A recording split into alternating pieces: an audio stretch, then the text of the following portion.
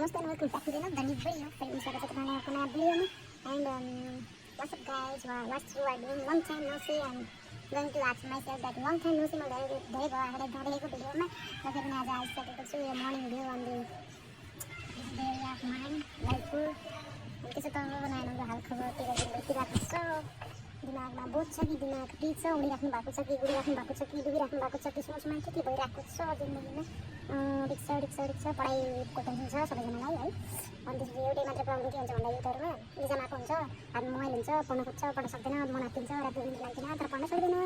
अनि त्यसपछि के हुन्छ भन्दाखेरि अर्को टेन्सन हुन्छ, जब छैन, जब कसले गर्नु होला. अनि त्यसपछि जब रुटिन 9 to 5 हुन थाल्छ त्यसपछि त्यही वाक्क जिन्दगी यस्तो जब गरेर पछि कहिले बाँच्नु, कहिले बोलाउनु, कहिले के गर्नु. वास्तवमा यस्तै हुन्छ मान्छेको इच्छा सेटिस्फाई कसै गरी पनि नहुने क्या.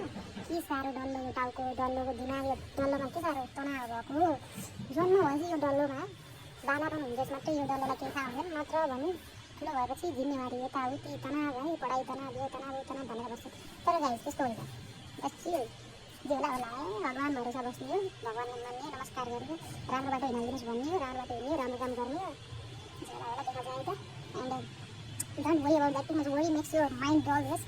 And धेरै दिमागमा टेन्सन लियो भने चाहिँ माइन्ड घटाइदिएर है के हुन्छ क्या त्यही भएर टेन्सन लिँदैन, मजाले बस्ने, पढ्ने, आफूले ग्रो गर्ने, अनि भोलिका दिनहरूमा राम्रो कामहरू गर्ने, सके राम्रो गर्ने, नसके नराम्रो पनि नगर्ने, त्यो लाएर बस्ने. यो मुखलाई चाहिँ अलिकति कन्ट्रोल गर्ने.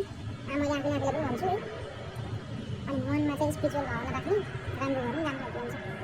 केही भएन भने यसरी उडेर भोलि पर्सि विदेश जाने, नेपालमा गर्न सक्छ हामी विदेशै जानु. ल को जानु